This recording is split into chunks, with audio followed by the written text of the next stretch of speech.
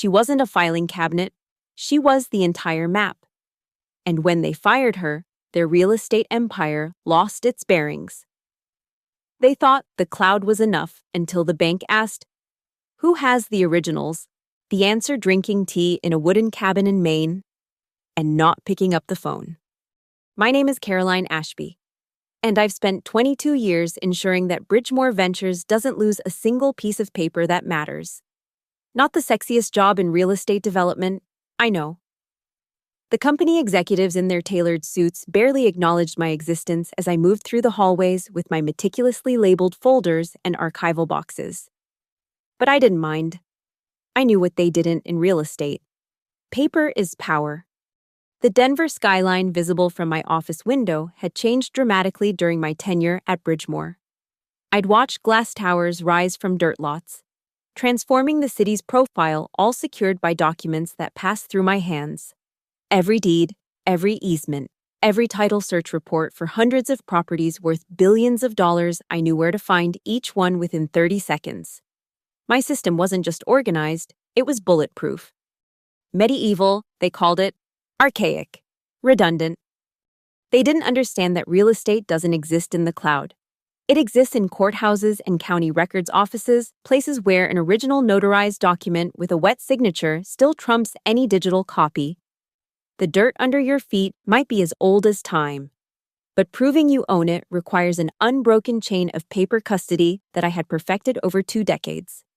That's why, despite the eye rolls from the tech team and the condescending smiles from executives half my age, I remained untouchable at Bridgemore.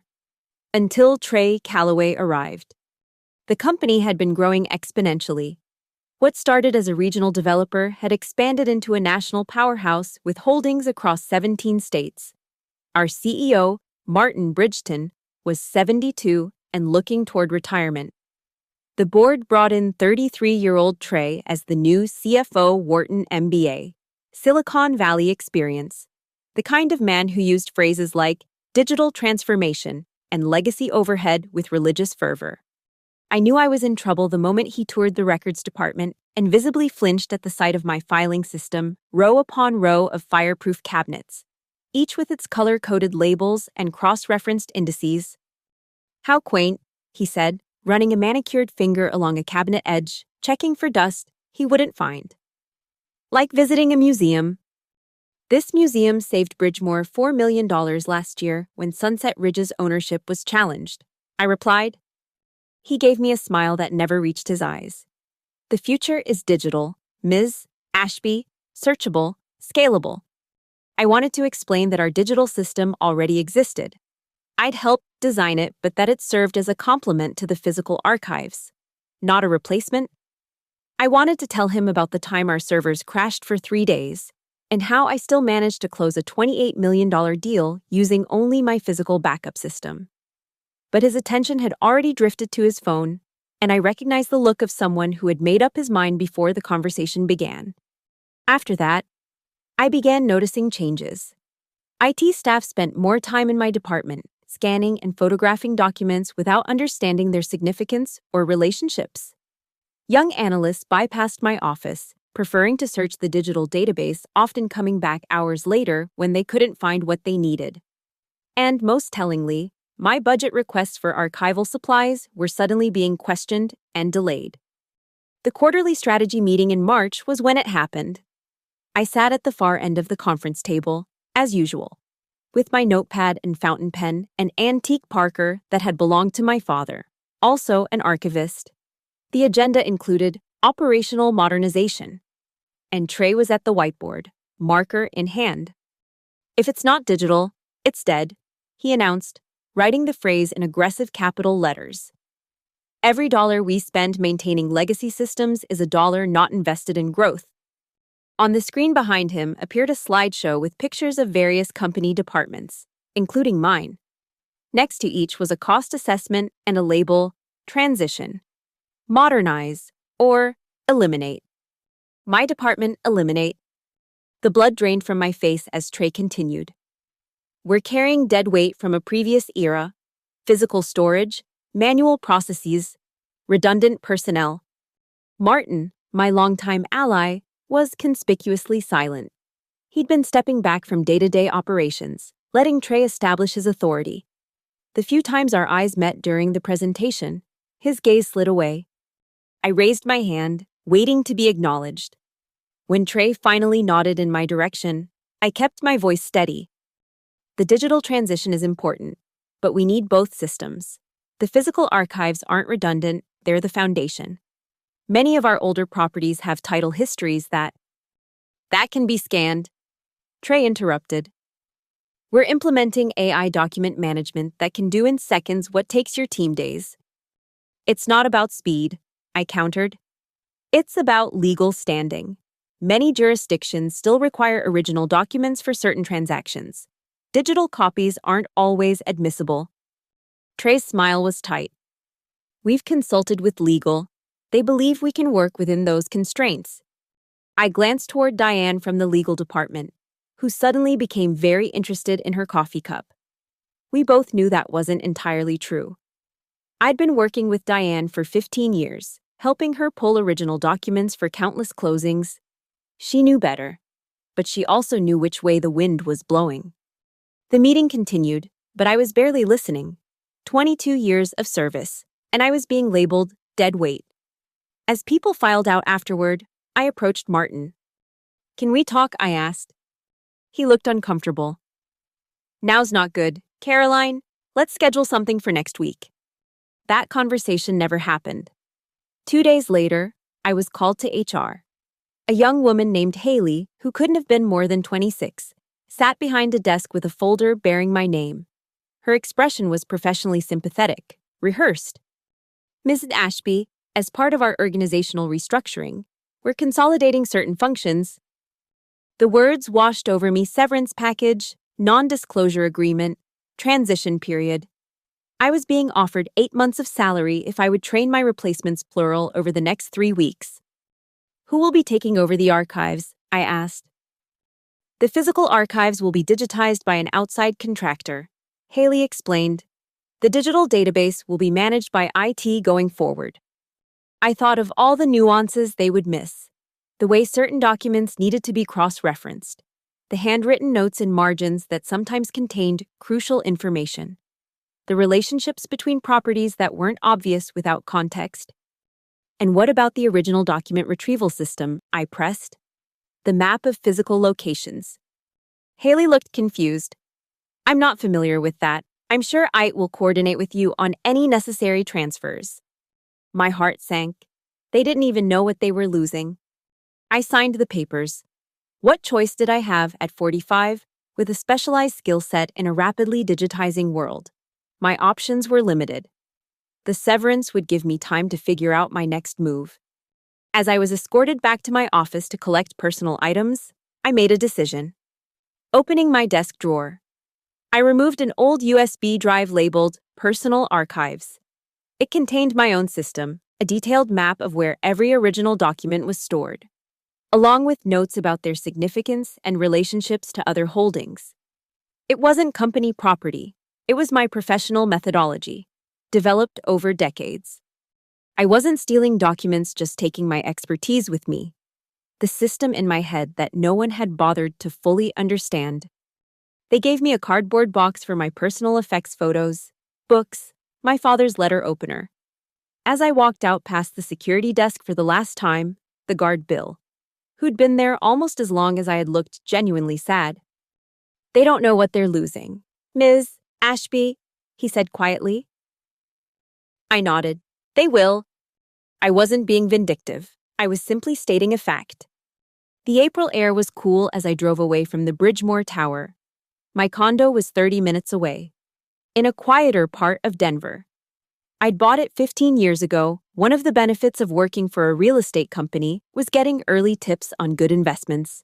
It wasn't fancy, but it had appreciated nicely, and the mortgage was almost paid off. Inside, I poured a glass of wine and sat at my kitchen table, staring at the cardboard box. 22 years reduced to a few mementos. I plugged the USB drive into my laptop and opened the files, my map, my system. The product of countless late nights and weekends spent perfecting a methodology that no one else fully appreciated. The following morning, I received a call from Logan Barnes, a young analyst I'd worked with occasionally. Unlike many of his peers, Logan had always shown respect for the archives. "Caroline, I heard what happened. It's messed up." "Thanks, Logan, but that's business, right?" I tried to sound indifferent. "Yeah, well, just so you know, a lot of us think it's a mistake. Trey's been on a rampage, cutting anything that doesn't fit his tech vision." I appreciated the solidarity but wasn't sure what to do with it. "I'll be fine. 22 years of severance isn't bad." 8 months, he corrected.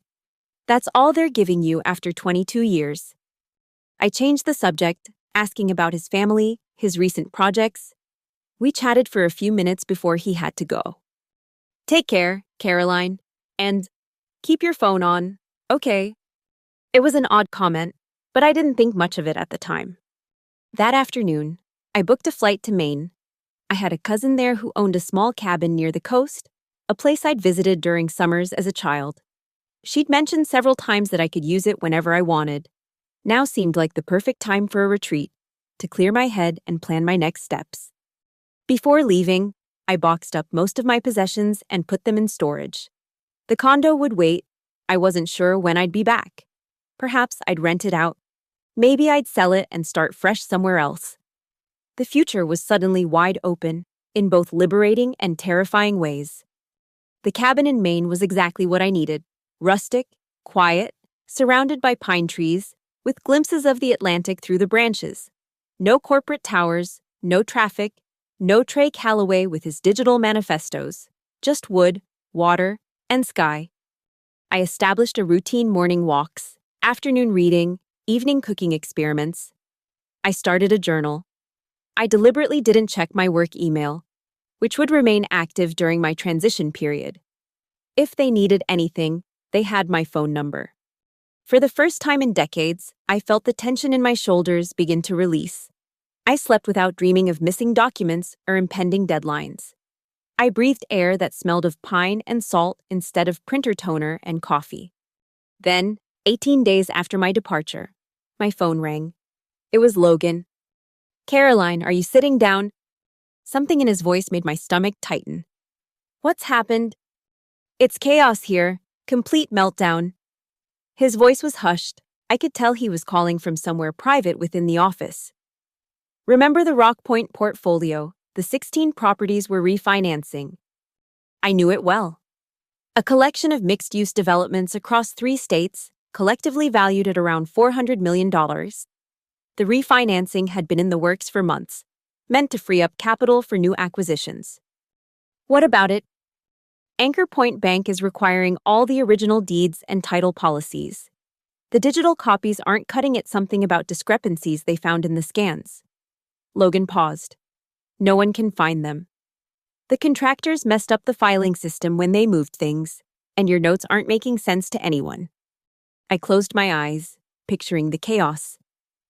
The Rock Point files should be in the fireproof cabinet in Section C, color-coded blue for multi-state holdings. There's a master checklist in the front of each folder.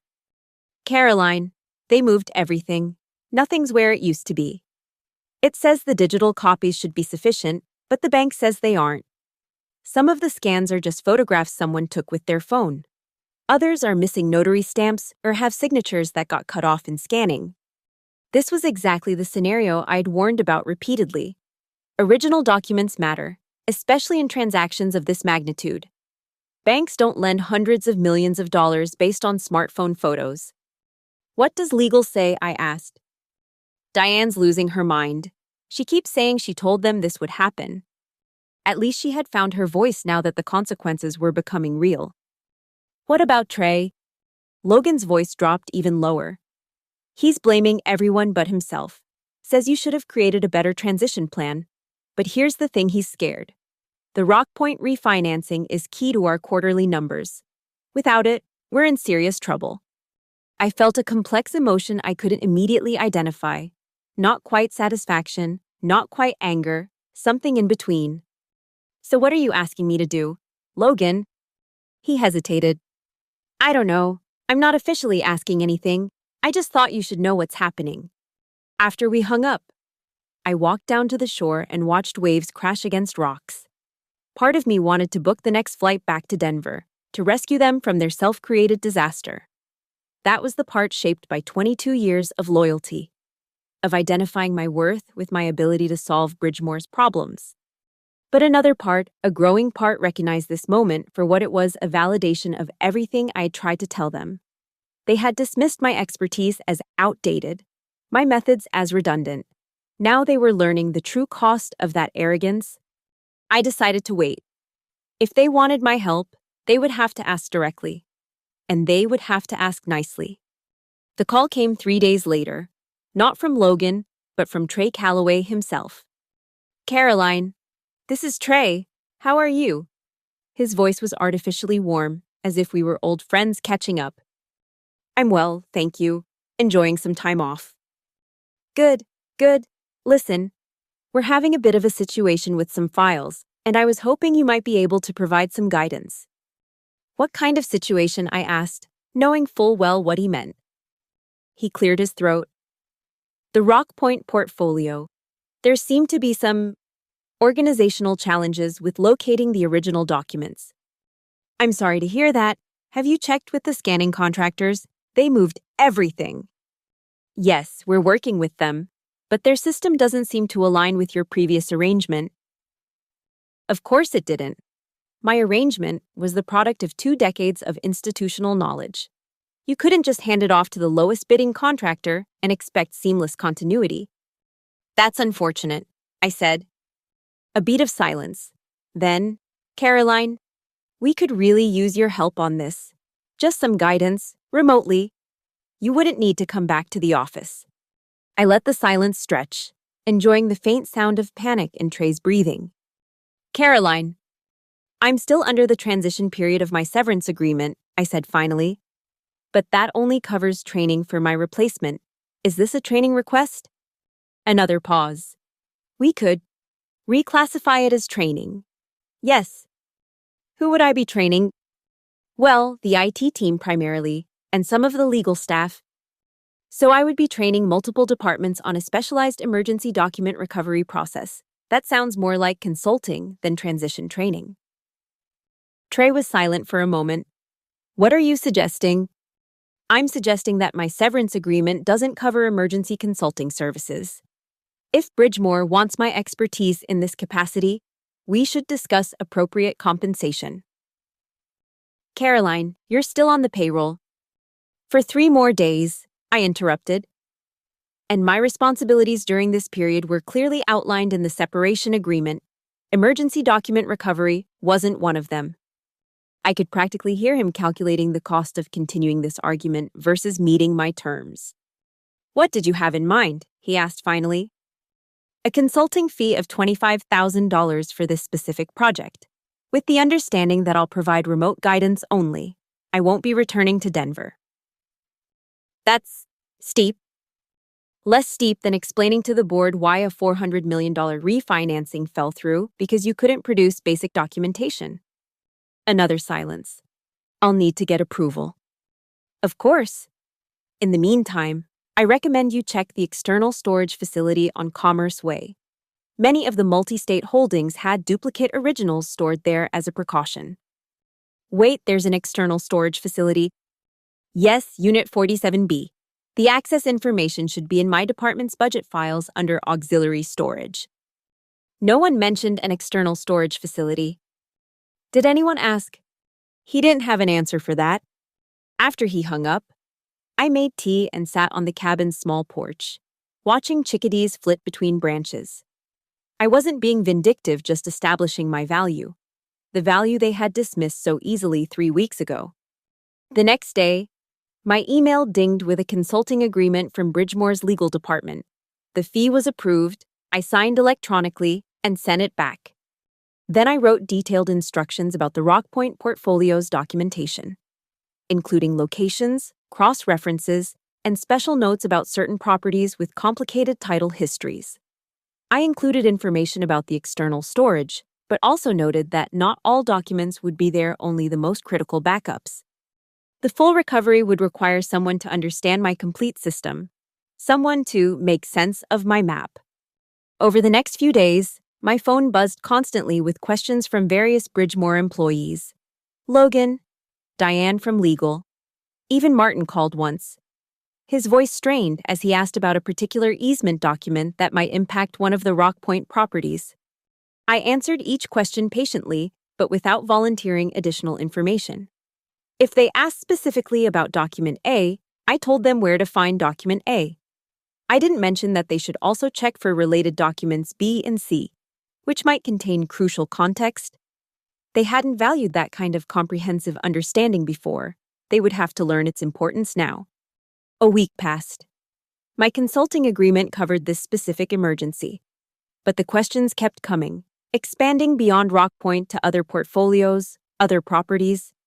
Each time, I gently reminded them of the scope of our agreement, then offered to discuss expanded consulting terms. Some questions I couldn't answer remotely. My system had been physical as well as mental. I needed to see the documents, to touch them, to remember their relationships. Without being on site, there was only so much I could do.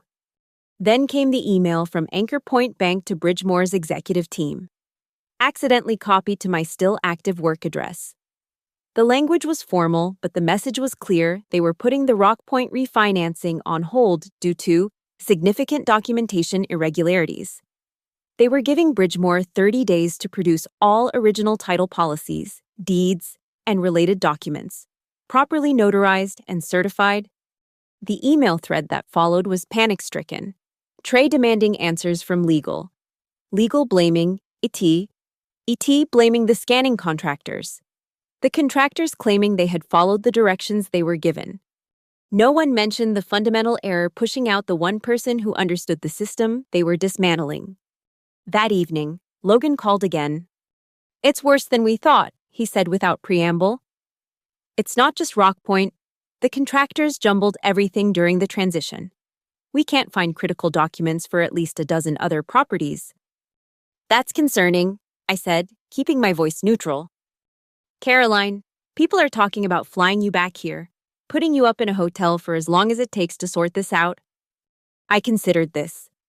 Part of me was tempted not to help Bridgemore, but to see firsthand the magnitude of the disaster.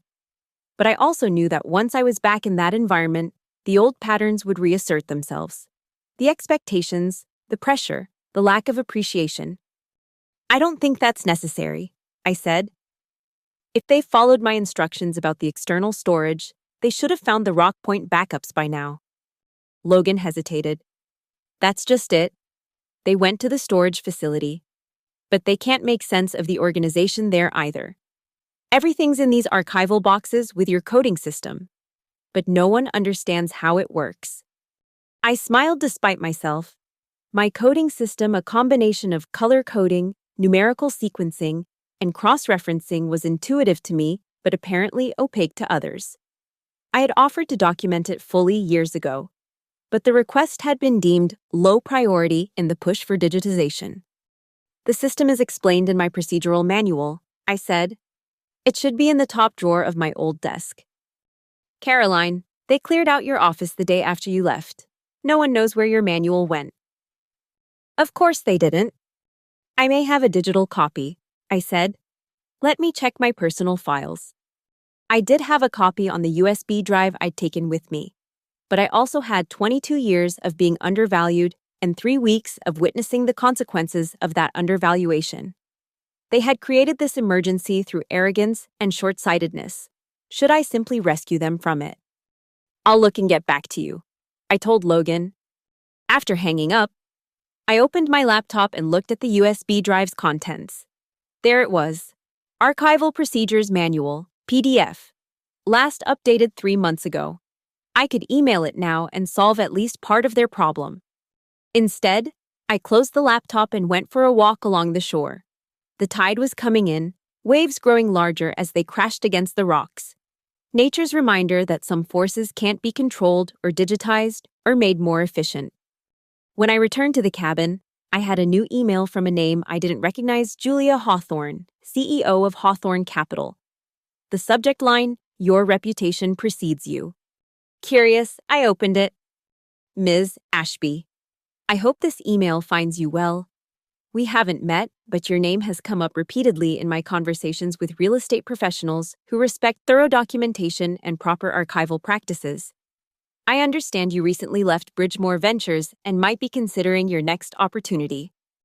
Hawthorne Capital is expanding our portfolio management division, and we're looking for someone with exactly your expertise to develop and oversee our documentation systems, both physical and digital. We believe in the value of proper record keeping as the foundation of sound real estate investment. If you're interested in discussing this further, I'd be happy to arrange a call at your convenience. We're prepared to offer a director-level position with appropriate compensation and departmental autonomy. Sincerely, Julia Hawthorne. I read the email twice. Hawthorne Capital was smaller than Bridgemore but had a reputation for solid, strategic growth. They specialized in high-end commercial properties in major urban centers, and they were offering me a director position, a significant step up from my manager role at Bridgemore. More importantly, they were explicitly valuing the expertise that Bridgemore had dismissed. I typed a polite response, expressing interest and suggesting a call the following day. Then I returned to the question of the procedural manual. After some consideration, I composed an email to Logan. I've located a copy of my procedural manual. I'm willing to provide it as part of an expanded consulting agreement, given that the scope of the issues appears to extend well beyond the Rockpoint portfolio. Please have legal contact me to discuss terms if Bridgemore is interested. I attached a single page from the manual, just enough to demonstrate that I had what they needed, but not enough to solve their problems without further agreement. The next morning, I spoke with Julia Hawthorne. She was direct, knowledgeable, and refreshingly transparent about what she was looking for: someone to create a robust documentation system that would support Hawthorne's growth while protecting their investments. I've watched too many companies make the mistake of thinking paperwork is just bureaucracy, she said. In real estate, paperwork is the product. It's what establishes value. It was as if she had read my mind, or perhaps had heard about Bridgemore's current predicament through industry channels. The position would be Director of Strategic Archives and Legacy Control. She continued, "You'd have your own department, reporting directly to me, not to finance or IT." "That's unusual," I said, pleasantly surprised. "As it seems logical to me, the people who establish and protect our ownership rights should have a seat at the executive table." By the end of the call, she had made a formal offer with a salary 40% higher than what I'd been making at Bridgemore, plus performance bonuses tied to the successful completion and maintenance of documentation for property acquisitions. I asked for 24 hours to consider it, though in truth, my mind was already made up. That afternoon, I received a call from Diane in Bridgemore's legal department. "Caroline, we need your help," she said without preamble. "This is beyond Rockpoint now. We have a full-scale documentation crisis." "So I've heard," I replied. "I'm willing to help remotely, as a consultant." "We need more than remote consulting. We need you back here, showing us how to rebuild the system." "I'm not interested in relocating back to Denver at this time. It would just be temporary." "Diane," I interrupted gently. "I've moved on. I'm considering other opportunities. I'm happy to provide consulting services within defined parameters, but I won't be returning to Bridgemore as an employee." She was silent for a moment. "This is about more than the consulting fee, isn't it?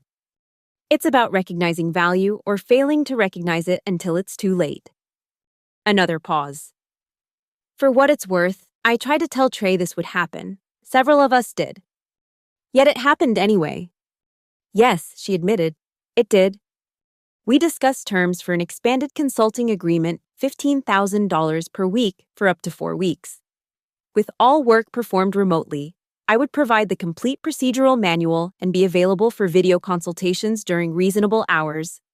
I would not physically sort through documents or rebuild the system myself."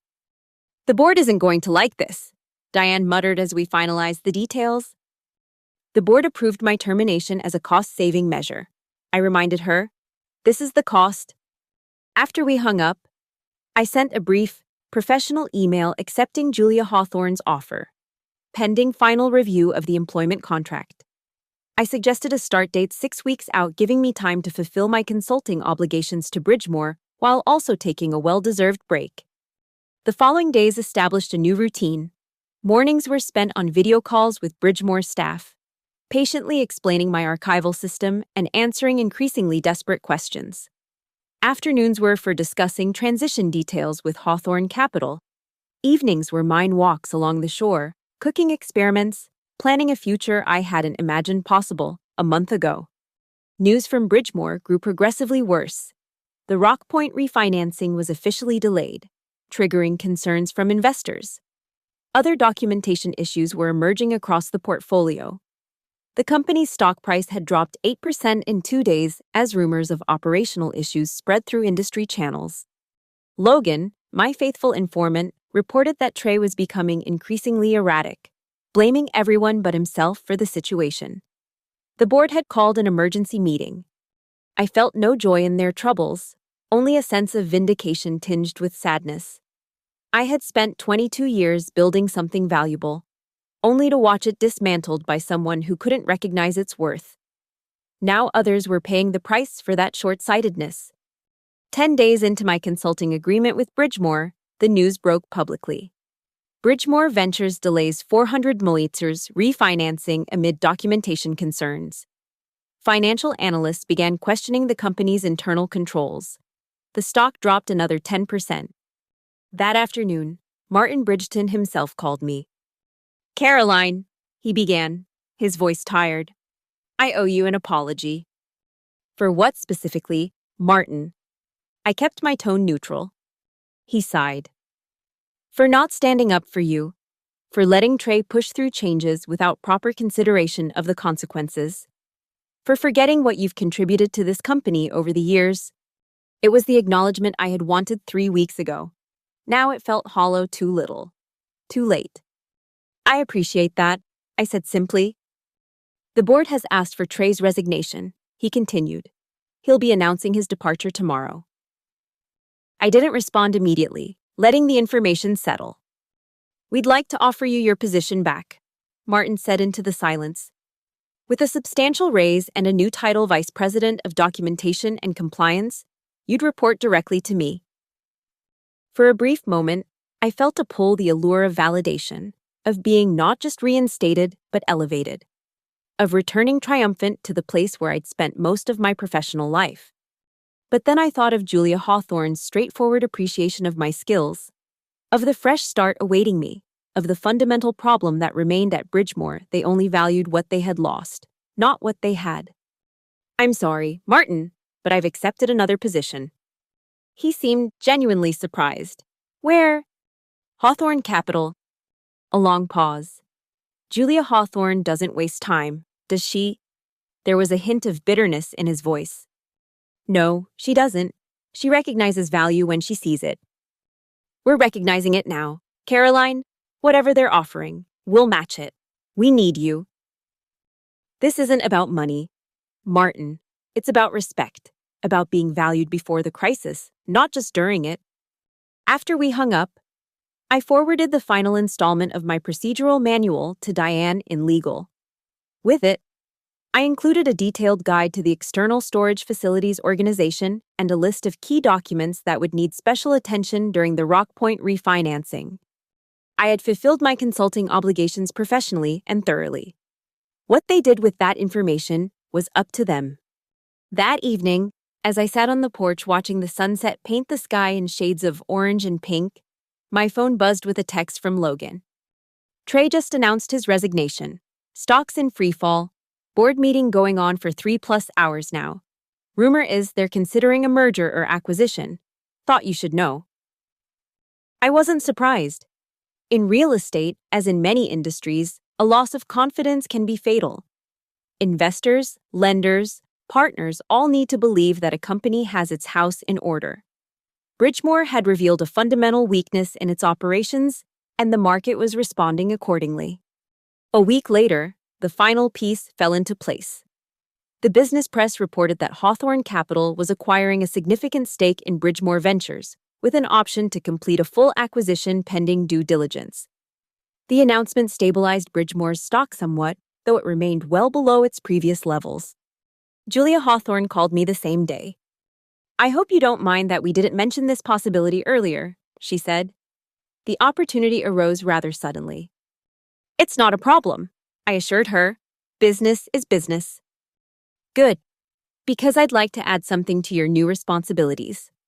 Once you're settled in, I'd like you to lead the documentation review for the Bridgemore acquisition. No one knows their systems better than you do." I couldn't help but laugh.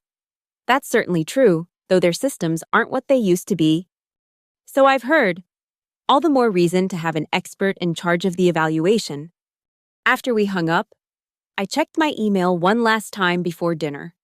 There was a new message from Trey Calloway, sent to my personal email address rather than my Bridgemore account. "Caroline, I understand congratulations are in order on your new position.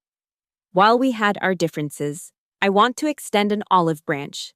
I'm consulting with several tech firms on document management systems for real estate, and your insights would be invaluable. Would you be willing to share some thoughts on where our approach went wrong? Just a few tips, professional to professional. Regards, Trey." I stared at the message, marveling at its audacity. After dismissing my expertise as outdated, dismantling my department, and creating a disaster that cost him his job and nearly tanked the company, he was now asking for free advice to help his new consulting career. Some things never change. I clicked delete without replying, then shut my laptop and headed to the kitchen to make dinner. Tomorrow I would start packing for my move to Chicago, where Hawthorne Capital was headquartered. A new city, a new position, a new chapter. As I chopped vegetables for a salad, I thought about the journey of the past month. From being labeled redundant to being sought after. From leaving with a cardboard box to returning as part of the acquiring company. I hadn't planned any of it. I'd simply recognized my worth when others didn't, and refused to diminish it for their convenience. Outside the cabin window, the first stars were appearing in the darkening sky. Maine had been good to me, a place to retreat, to plan, to rediscover my value outside the context of Bridgemore. I would miss the quiet mornings and the sound of waves against the shore. But Chicago beckoned, with new challenges and the rare opportunity to build something from the ground up, with full support and recognition. My phone buzzed with a text from Logan. "Heard about Hawthorne. Congratulations. Any chance there might be a place for a young analyst who appreciates good documentation?" I smiled and typed back, "Send me your resume. Always room for someone who understands that paper is power." 3 months later, I sat in my new office at Hawthorne Capital, reviewing the latest findings from our due diligence team on the Bridgemore acquisition. The news wasn't good. Documentation issues extended far beyond the Rockpoint portfolio, affecting nearly 30% of Bridgemore's holdings. The valuation would need to be adjusted accordingly. Julia took the news calmly when I presented it. "This is why we do due diligence," she said, "and why we brought you on board." "We can fix it," I assured her. "It will take time, but with the right systems and people in place, we can rebuild what was lost." "I know you can," she said. "That's why your department's budget was just approved in full." As she left my office, I turned to look out the window at the Chicago skyline. Different buildings, different city. But the same fundamental truth I'd always known: real estate doesn't exist in the cloud. It exists in courthouses and county records offices, in carefully preserved documents and the systems that protect them. Bridgemore had learned that lesson the hard way. Hawthorne wouldn't have to. On my desk sat a small wooden box, a gift from Logan, who had indeed joined Hawthorne as part of my growing team. Inside was my father's Parker fountain pen, which I'd accidentally left behind at Bridgemore during my hasty departure. Logan had rescued it before the office was cleared out. I took it out now, feeling its familiar weight in my hand. Then I opened a fresh notebook and began to write, mapping out the new archival system that would become Hawthorne's competitive advantage in an industry where paper, properly managed, still equals power. Sometimes the most valuable assets are the ones you don't recognize until they're gone. Bridgemore had learned that lesson about me. Now, with my guidance, Hawthorne would ensure they never had to learn it about their real estate holdings. I wasn't a filing cabinet. I was the map. And now, finally, I was exactly where I was meant to be.